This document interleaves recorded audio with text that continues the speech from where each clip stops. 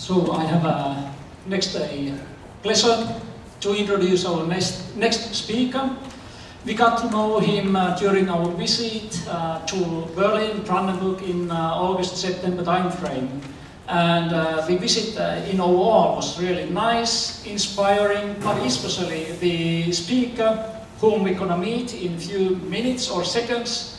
He was really energizing us, giving good perspectives and strengthening our own opinions and experiences as well. So, our guest speaker will be Dr. Kalandides, who has worked as an urban planner and consultant in the field of urban development and place marketing in Berlin since 1992, means 2 decades. And he has been implementing a number of projects on national and international level and consulted various districts, cities and regions in Germany and worldwide. He is the director of the Institute of Place Management in Manchester, and he is the initiator of the international conference series International Place Branding Conference. In addition to his scientific publications on place management, creative industries, urban development, place identity, migration and local economy, he is an editorial member of the Journal of Place Management and Development. And he currently teaches urban economics at the International Urban Management Program of the Technical University in Berlin. So, ladies and gentlemen, let's welcome Kalandides.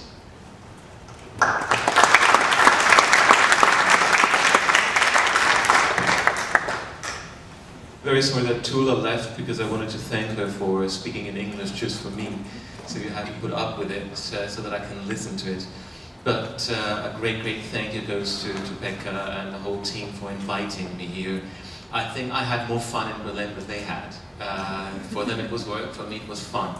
So I'm here in a way to share it. The team who was in Berlin knows me, but I tend to change the whole program at the last moment. So I was planning something completely different last week, and then I had a little trip to France at the end of last week, and I had some very new ideas. So I'll start with these ideas, and we'll take it from there. So I'm not going to take at all the discussion that about large cities and giving you numbers of how great they are and so on. I'll go down in scale, and I'll go down to talk about people, and talk about people and how they make communities, and how people make places, and what that means. And I will take 3 examples. I'll start from the southern Europe and move north. I'll take very different examples on very different scales, and to talk about this very idea that we're talking about smart cities and creative cities and sustainable cities, and we often forget for whom. And that is something, for example, that I didn't hear a word about in the last presentation. I will start with the example that was very recent, Toulouse, because I must say that I was very touched. I was in Toulouse last Thursday, and they took us to look. It was a conference from different European countries, and they took us to look at a social housing project. The temperature was 18 degrees, I have to tell you, so that makes a difference. It was a social housing project, and actually they took us to see this little plot of land here that was right next to the train, and we all wondered, what is it about? It took me some time to realize that it's about something really great. There is the dam that leads to the river on the other side, and they had to protect the whole area, and a little small empty area until a year ago. A gardener with some immigrant ladies in the neighborhood had the idea, why not turn this into our little garden? So they came together. These are not the young, creative entrepreneurs you usually see in pictures, but these are extremely creative and active people. And more than anything else, I saw happiness in their faces while they were working with the ground. What is it about? They just got together. The person on the right is actually a gardener, so he's learned his business. And they thought, let's use this plot of land and do something together. And they started planting their vegetables. They created this jardin partagé, as they say in French, so a common garden, la ruche. And they started planting. It was a bit late, but they started planting different stuff. You see, that's the dam in the background. And I was not, I love vegetables, so that was the reason I was taking all these photos, but that was not the point. The point is that these women, who are otherwise not working and not doing anything else, got together, and with 30 people altogether who crossed the city, got together, created a little community, and started doing something. And we had an economist in our group. And I know economists because I teach economics, and it's very often a pain because economists forget that there's something that's called society.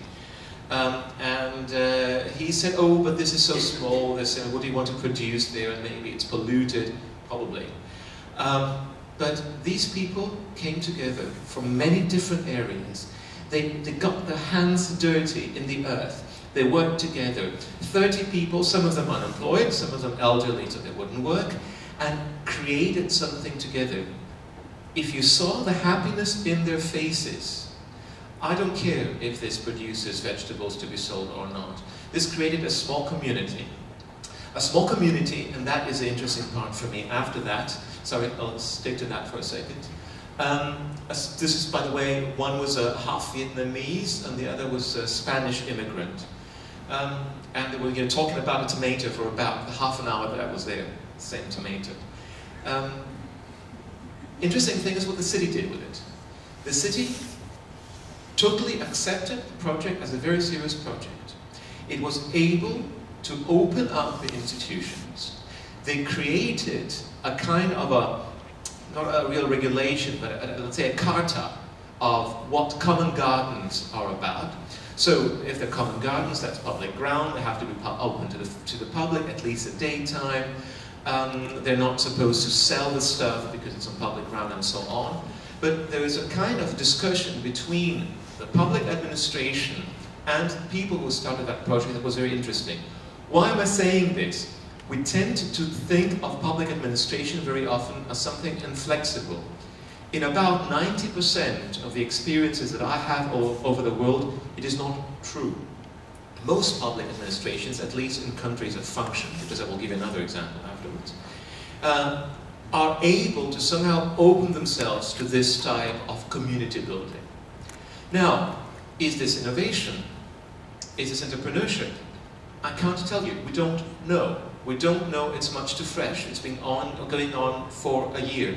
There are some things that I think are part of innovation, even though it sounds strange. They have discovered very old varieties of vegetables that used to grow in the area, and they're bringing them back, and they're bringing back, regenerating the seeds that are then going into the market and so on. Isn't that a kind of innovation, even if it's though at such a small scale? I think it is. And in the city of Toulouse, they now have about 20 different community gardens like that. And it's not just the idea of working on the ground, I think it's working together. And when I heard that it's 30 people from different places that come there, I was very, very happy. And 30 is not very little for that little piece of land. A very different example. A very, very different example in a city in huge crisis. And you may be hearing of the financial crisis, but we have a very deep social crisis in Athens, a crisis where the whole society is imploding. Nothing is functioning, absolutely no institution any longer. The state never did, but it's worse now. And you have raids of neo-Nazis through the streets of Athens, beating up migrants. That's the situation today. And in one of these neighborhoods, an extremely dense area of Athens in the city center with a high percentage of migration, there was a little market that used to be the closed market of the area. And about 5 years ago, the mayor of Athens decided that they want to tear it down to create a parking for that area. And a group of people from the area protested against it. They went into this building, they actually squatted it. And they managed, by squatting the building, to save it, protect it, not just as a building, because it's not a masterpiece of architecture, but as a meeting point for the neighborhood, an neighborhood with extremely high social problems. They created, for example, what they call the live library. What was a live library? Readings. So people who either talk themselves about their lives or reading books. And they started bringing people, bringing the poor together. They started creating a soup kitchen and so on. But what is, I think, very, very interesting for our discussion right now is that it created some kind of a, once again, community space in the city where people came together. There were a lot of intellectual discussions because you realized that these were also very political people behind it. And a very interesting mix between Greeks and non-Greeks and migrants and different classes coming together in this area. You know, younger people doing stuff. And what you don't see here is that they actually used the former stalls around so that people could bring products, very often handicraft, people that made stuff and sold it or exchanged it at that market. So out of their own misery, they created something new and a kind of, what could I call it, almost a solitary space in the midst of disaster. For me, this is also innovation. And even though it's not entrepreneurship, it is a particular way of thinking of community and what you can do together. Different meetings at different times of day and night was quite surprising, but something happens here. Remember in Toulouse that I was saying that the state not only recognized the function of a little community garden, but they also somehow integrated it. They opened up the institutions to make space for it. In Athens, it didn't. Suddenly, remember that the city wanted to tear it down. Suddenly, the mayor remembered, oh, this is a communal building, and we have to protect it from the squatters. So they moved in. They actually have, and now, in September, they closed it down again, and the building is now guarded by the police. They've totally closed down the community that was created around it. How different Toulouse and Athens were dealing with this kind of space. Instead of saying, here it is, we have a community that has created itself. And that's what I'm trying to say. You cannot say that the state does or the state does not. Sometimes it does, and sometimes it doesn't. And I think it's a question of flexibility of how the state understands its role, and I'm going to talk about it more, and how we planners understand our role. For me, the three gardeners that I showed you in the first picture were planners, were city planners. They were practical city planners, the ones that worked the ground and created community. We don't do anything else in planning any longer. The people who were sitting there around the chairs were planners in that sense. They were creating community in space. It was about public spaces. And I will go to the third example, growing a bit in scale, and talk about Berlin and a particular case where I was also involved in. We'll jump in scale. This is a former airport, obviously. This is the airport of Tempelhof in Berlin. And just to give you an idea, Berlin had, since it was divided in 4 sectors, it had 4 airports, but this is the old 1930s airport. Actually, the building in the background, which is quite huge, was designed in the Nazi period. And in 2008, the building was closed down. The whole airport was closed down because a new international airport is being planned. And the way it goes, I think it's going to be planned for very long. So suddenly, the airport is closed. You have this huge surface in the heart of the city, about 4 square kilometers. And it's not in the center, but it's still in the central area, inside the ring, as it's called in Berlin. And the city has to think of what to do with it. You see a better picture of, you see the huge building, first of all, which in itself is an issue. What do you do with it? And you have the whole surface all over it. Now, first of all, we have to understand the political background. When this closed down in 2008, it became a huge discussion among the parties in Berlin what to do with it.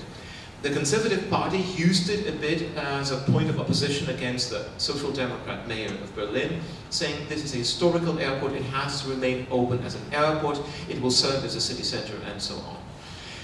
The Social Democrats backing the mayor obviously said no, it has to close down because a new airport has to function. Then came the Greens that said, oh, we have this fantastic green area in the city, we need to use it for the city, so close it down again. And the whole thing became a muddle. And exactly in 2008, in April, the airport closed down. A fence was put around it, and nobody was allowed in it. And then you had this very strange situation. Unfortunately, I was looking for a picture and I couldn't find it. There was a huge demonstration of young people in Berlin running to the airport, saying this is our space, this is city space. You had a huge police force guarding nothing. They were actually guarding an empty area. The demonstrators managed to tear down the fences and actually occupied the gardens, nothing else, they just used the space. And at that time, I was working as a consultant for the head planner of the city of Berlin. We said, well, why don't we use this kind of power? Why don't we use this momentum that is there? If this is what people want, who are we to say that no, what we're thinking here is of a new city. Berlin is a city that has so much space that this is not what you need. So something else happened. I started thinking of how do you involve people into this process? And several things happened at the same time.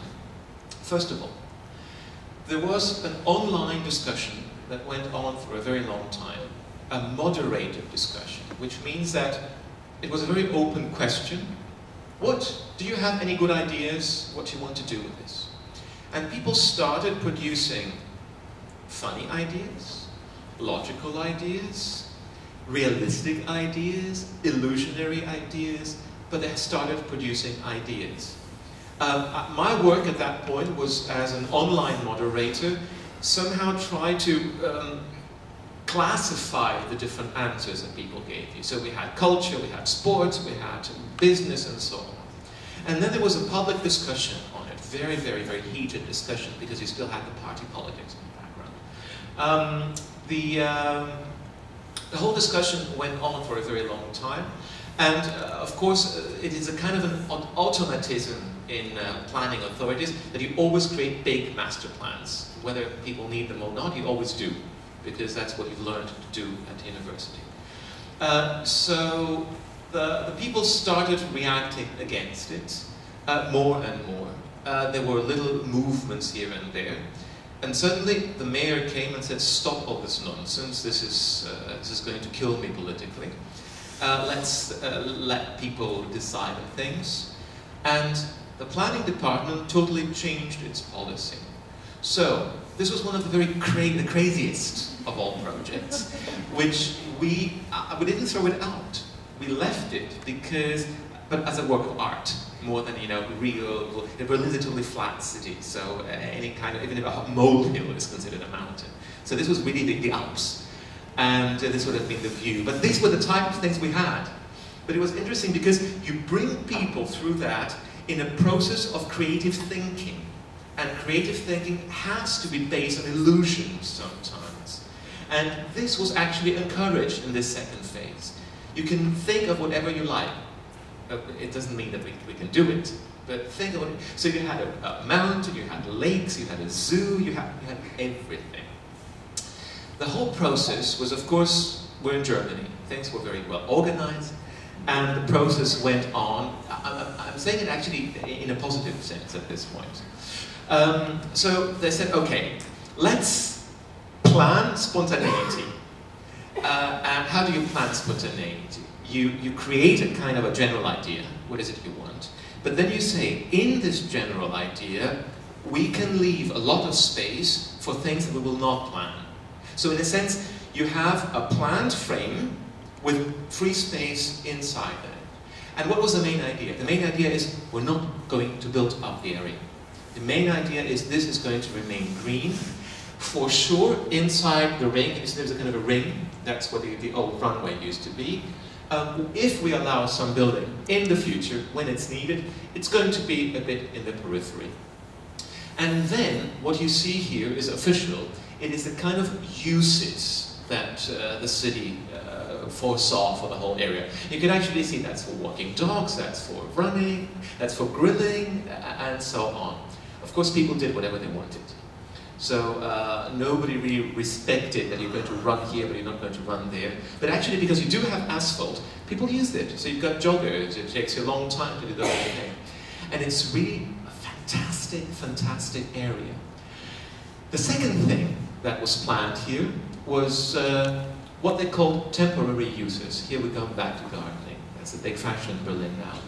Unfortunately, gardening in Berlin I find to be less creative than gardening in Toulouse. Not really, but what I'm trying to say is that the people who, look at the people who garden there, they're young, creative people, very often, with very homogeneous people. It's good, it's great to have them, and it's great to have these gardens. But somehow we did not manage in Berlin to bring in the other people that we saw in Toulouse.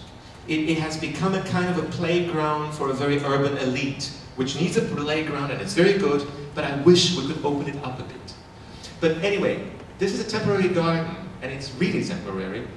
These are crates. So the whole garden is planted in crates. You can take it out tomorrow and put it somewhere else. And one of the plans that we have here, to go back, is about temporary uses. So actually, there are also defined temporary uses. And that was through a competition. I was in the jury of the competition. And what was the idea? We said, okay, you have 3 surfaces of temporary uses with 3 time frames. You can have temporary uses for 1 year, up to the year 2016, and up to the year 2020, if I'm not mistaken, or 18 for the last one. And any one of you could come and say, I have an idea for a project.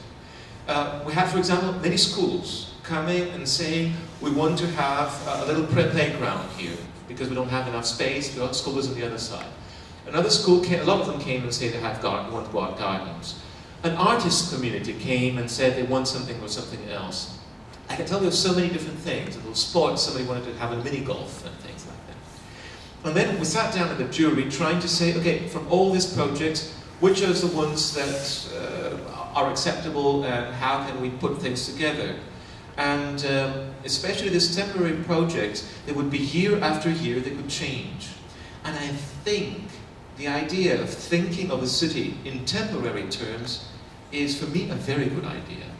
Because what do you say? If you say these are temporary uses, you see planning and you see cities as processes. The problem with planners is we see cities as products. We see them as something that is completed. So you create an ideal plan, you project it into the future, and you say, this is what it's going to be like. And it's never like that. And you know it. And every time you've done it like that, it's failed. So what the interesting thing that I found in your project, for example, is that you focus on the process. Because you look at space as a process, and a process created by people.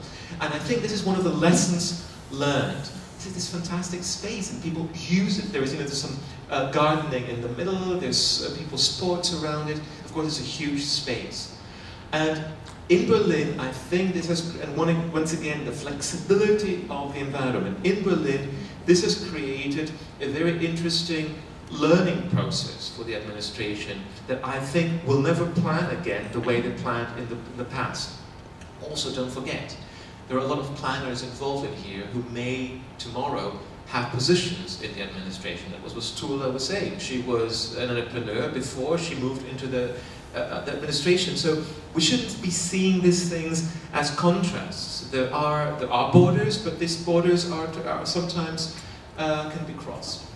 But let me ask some questions, and I'll come back to 2 more examples afterwards. And these are questions that I face in my everyday life, and I'm sure you all do. When do people participate? And I think this is one of the most basic things, and I keep changing my opinion on that. There is one thing that is for sure, and anybody teaching knows it. Your students participate when they have the feeling that what they're doing, what they're learning, has to do something with them, with their own personal experience. I think the same thing goes to cities. people participate when they have the feeling that it has something to do with them. And just to make a small parenthesis, I think one of the problems that we have in European governance is that people have the feeling it has nothing to do with them. It has a lot to do with them, but we don't see it. So it's easier for people to deal with a little garden next door. It's easier for them to deal with a public market. And the bigger it gets, the scale, the harder it is for people to participate. And I think this is one issue that we somehow need to deal with, is you don't have it in your project because your project is very local, but we have it any time we need participation in governance projects. You have it even if people need to participate in national projects, how difficult it gets. So I think scale is one basic thing. The second thing, where I've changed my mind a bit, but I'll tell you anyway, is I've always thought that people participate when they have the feeling that what they do will change something. So it's very much, let's say, the idea of possible success, at least. That they can do something, that they can change their destiny and so on. But looking at places poor places in the world that I've seen, and now areas in crisis, people sometimes do it even if they know nothing can change. They do it out of desperation. They're desperate, and it's one way of, getting over with an energy, and something more than that. I think it's not even that. Through common projects, even desperate people manage to create community and solidarity. Because one of the basic problems that you have in areas of crisis is, again, poverty and everything that comes with it, but social bonds collapse because all the system that was there to keep them is not there. So either people start eating each other, dog eat dog, which is what is happening in many crisis areas, as you know, or people look for solidarity, and usually two things coexist. So others will try to help each other. You find more help to the poor, more help to the weaker, and others will just beat each other. So I think one reason why people work together is because they're looking for that kind of community, and especially if the community around them is imploding. So this is just some thoughts. I'm sure I've forgotten a lot of things, but and I'd be very happy if anybody has better ideas. Why and when do people participate? And this next question that I always see lagging is, who is the city for? We plan, we think, we make places, and there is a general agreement, and you'll hear it in any city presentation, also the presentation that was given before by Tula. We talk about the city, and that what is happening in the city is good for the people. Let me tell you, from my experience, it's good for some people, and it's not good for other people. And that's fine, because I don't think you can ever have a project that is good for everybody, but you need to be very clear about that. You need to understand it, you need to understand who you privilege by that, and who you do not privilege, or you can even discriminate against by this project. So that in the future you find another project for the other group that you discriminate. And I'm very, very unhappy whenever I hear about projects that are good for the city. And I have to ask, who is the city? So we personify cities and forget that they're very often made of very, very different interests. And I think that's also a very important question. The basic question, bottom up, top down. Probably both. Probably both, because I was a big believer of bottom-up movements, and a lot of what I showed was bottom-up movements. But bottom-up movements are always also prone to fashions. So suddenly everybody does urban gardening, but also they are always inside a social framework. So in Berlin you have bottom-up movements of the urban elite that creates the gardens. But what happens to everybody else who somehow is not involved in it? Why? Is it because Turkish immigrants are not interested? They're lazy? Actually, I think they're much better at doing that. They come from very rural areas in Turkey. There must be some other ways that these people are excluded. And it's interesting to think about how it's done. So it's not just about having the resources. and creating the resources for people, but creating access to these resources and giving them the possibility to do something with these resources.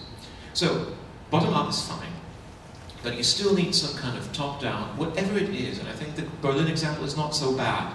Some kind of top-down that manages to find an equilibrium between different interests. Because what finally happens is that, have you heard of the "not in my backyard" thought, which is whenever something happens in a city, let's say somebody decides that, okay, well, we need to throw out rubbish somewhere, and nobody wants it in their backyard, very close to them. So there is a whole, the NIMBY movement. There is a whole thing about it. So if you have a very strong NIMBY movement, and it's just bottom up, who is going to win? Not necessarily the majorities, but the ones who have more power. They can, that they manage to get more people down in the streets and so on. So I think you need some kind of organized top-down stuff too. And the big question is, for me, very late in my life, I went to university to learn urban regional planning, and my question is, what can we do? Is there still something we can do? Because planners are not gods, and by taking a map and drawing lines, which is usually what we do, we play God. And I'd like to end with two examples and try to answer what planners may do.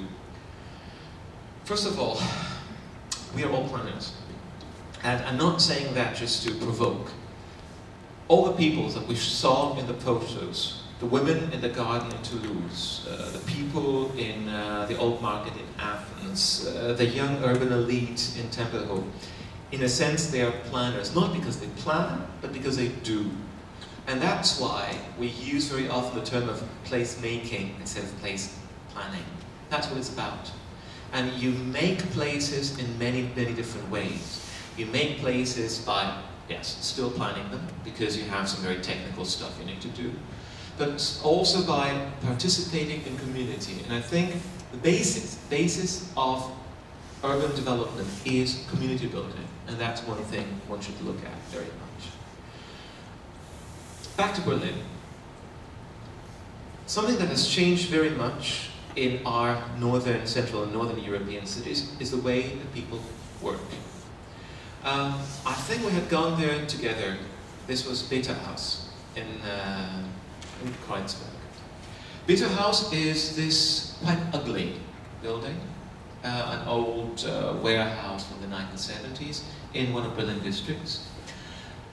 And a couple of young people had an idea about 5 years ago. They said, how do we work? How do we young creative people work?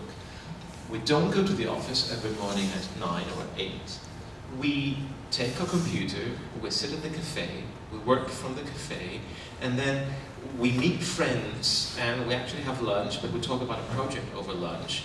And then we go back to the cafe. We don't really go home to work because it's too small and we don't want to be alone. And then in the evening we party, but the party is about another project that we're doing. So there were two big changes. First of all, there is no clear distinction on what is work space, home space, and leisure space. These three things are, in that community, totally undistinguishable. And the second thing is, there is no clear distinction of time. There is no work time, leisure time, play time, and home time. It's a mix of everything at the same time. And if you think of the spaces we work in, most of us, there are spaces that are made for people to work from 9 to 5 or whatever, 8 to 8. But there are clear spaces where you leave play outside and you go in to work. So these people say that's not what we want to do. So they found this building that nobody wanted to have because it's so ugly. But this building had the advantage of having huge empty spaces. And they did something very, very simple. First of all, they created, I have to run forth for that, sorry. They created a cafe downstairs. I'm using the wrong slide, sorry guys. So they created, first of all, a cafe. They say where we mostly meet is in the cafe. So let's create a cafe which will also have free Wi-Fi for everybody, so people can come. But the cafe is not just a cafe. The cafe has another function. It's a reception to something, and there's a magic door back there. The magic door takes you to a totally different world, and that totally different world looks like this. What is it? It looks like an office, right? It's not. These people have probably just rented a working space for 1 hour, 1 day, 1 week. We don't know exactly. Why are they there? They're there because the cafe was too expensive, it was too cold, they don't want to be in the cafe. In this space, they can rent a table, or just a chair, or just a room if they want to, for any flexible time they want, at any time of day. They can work on the project alone if they want to, with others if they want to. So it creates a flexibility between space and time, but among everything else, it has created community. It has created a community of people that is so successful, they started with 1 floor, they've taken the whole building now. These spaces where people will start working together, and then you meet at the cafe, you think about things you will do together. It has produced several startups, so that now the last floor of the building has little spaces that are rented out to startups that were born in this area. And here we are talking about community building, we're talking about innovation, we're talking about entrepreneurship at the same time. It's quite different from the Toulouse Garden. But is it really? I don't think so. Superficially, it is. But if you think about what they're doing, it is very similar. You can say this is more work-related, and the other is less work-related, but I think it also depends on how you define work. So Beta House is for me just the example to tell you that we should rethink about the way we think of work. What is work? What is not work? You know, the whole discussion about home work, women's work at home and so on is extremely important, is this. What is workspace? What is work time? And how do we understand our cities in that? As a planner, this brings me in front of a huge problem. We knew very well, in the typical Fordist cities, you had a movement at 8 o'clock in the morning, you had a very clear peak hour, people went to work, they stayed in work until a certain time, they had a break. You could plan your cities according to that. I don't know how things are here, because I still heard something about peak hours. Go to Berlin, there is no such thing as a peak hour any longer. There is always peak hour. Because people, the way they move, they don't have this standardized days any longer. And the tendency I see in most Northern and Central European cities is towards that. Totally break the structures of the everyday, which means break the structures of how we understand our cities.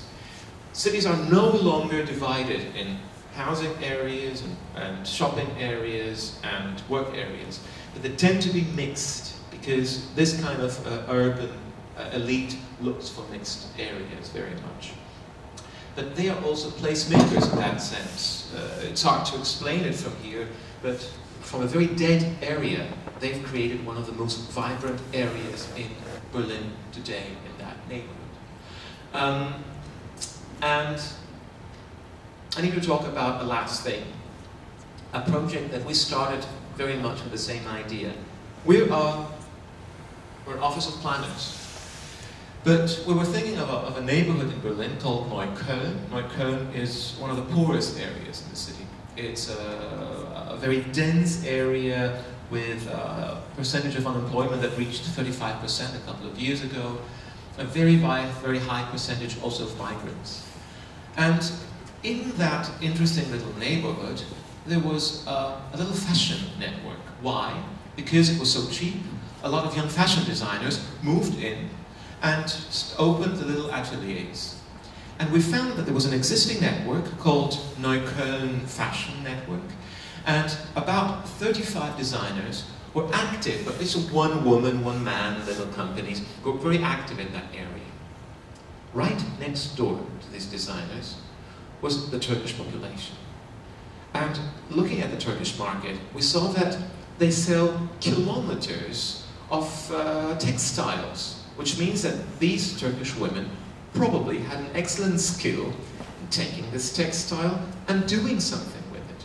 So they had a skill that was very similar to the skill of designers. We had a little research project. We actually found a lot of these women and said, why don't we bring these two groups together? They live next door to each other. They don't know each other.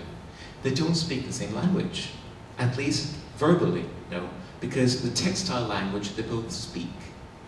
So we got them together. We had there's a little project that is going on until next September that we're researching at the same time. And they have produced some marvelous stuff. So it's now a network of about 100 different people and companies with regular shows, with regular workshops and all kind of events. And this is called Nimona. This is just the showroom. And we had only in September a very interesting project in Helsinki. The Goethe Institute invited 5 of these designers. I need the Explorer for a second. 5 of these designers to come to here we go. To come to Helsinki and work in the Helsinki design capital and work with the elderly, because the Goethe Institute had realized that very often we don't have fashion for the elderly. So these 5 Berlin designers worked with the elderly, together with them, created fashion for them, with them.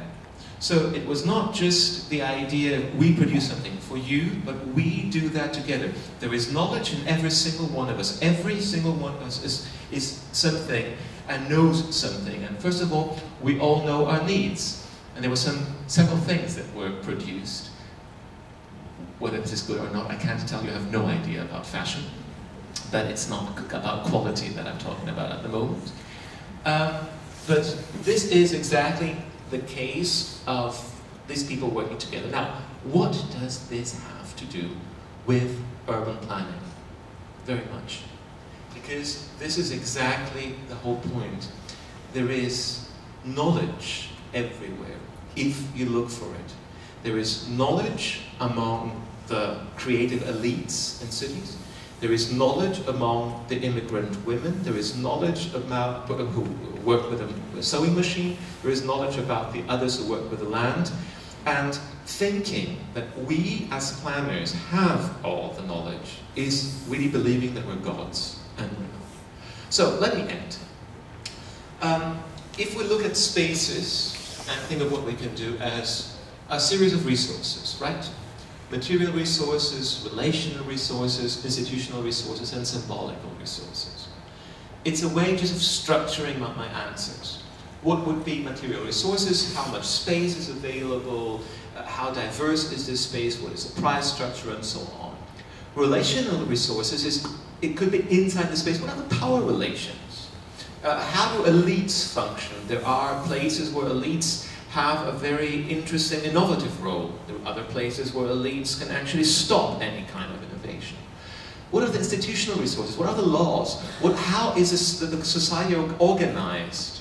How flexible is it? The case of Toulouse versus Athens. And what are the symbolic resources? The aesthetics of a place, its image, its reputation. And if we take each one separately, I'll try to give the answers.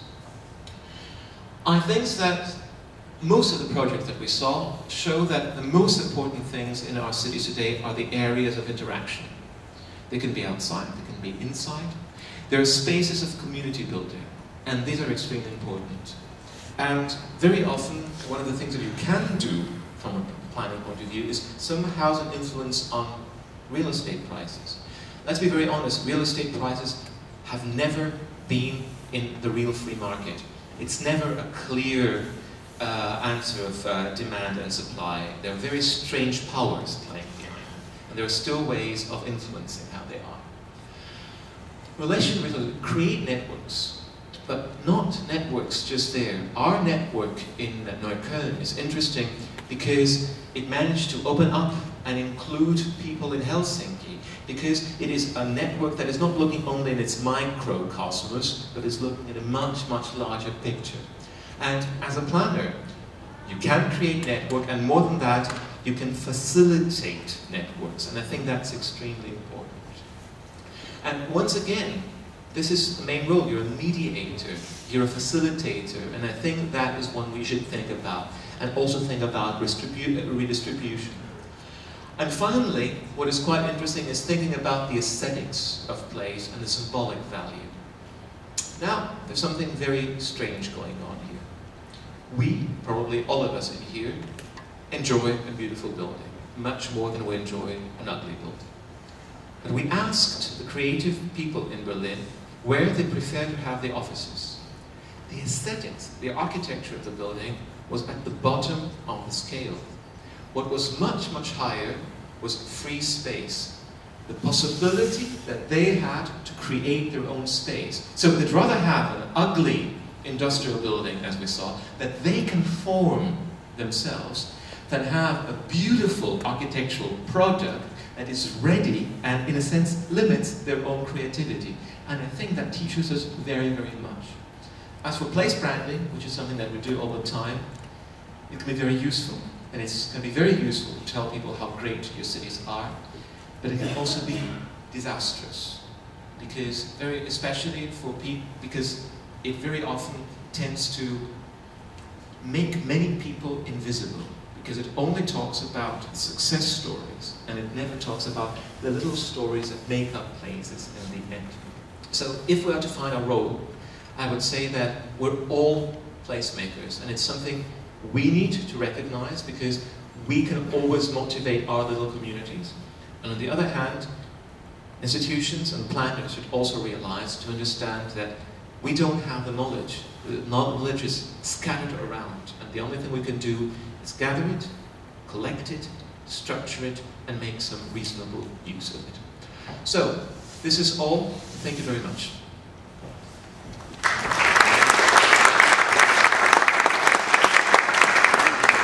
We have some minutes, so should there be any questions or reactions, I'll be very glad to take them.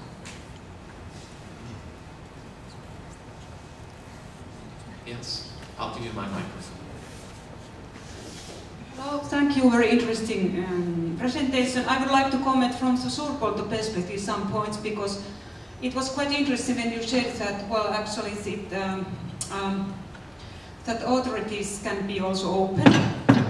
And we have also found in our process that Espoo City authorities have been very open, but actually they need some kind of response or initiative from residents first, because otherwise they don't want really what people want. And I think that perhaps the role of the project should be that we mediate the information and knowledge between for example, residents or clients to authorities. So, and another point which was interesting was that this Tempelhof airport, that it was empty and it attracts very many ideas. And it's same in Suurpolto, it has been empty area. And it seems that if some area is empty, it actually attracts people to plan at the ideal level and at the practical level as well.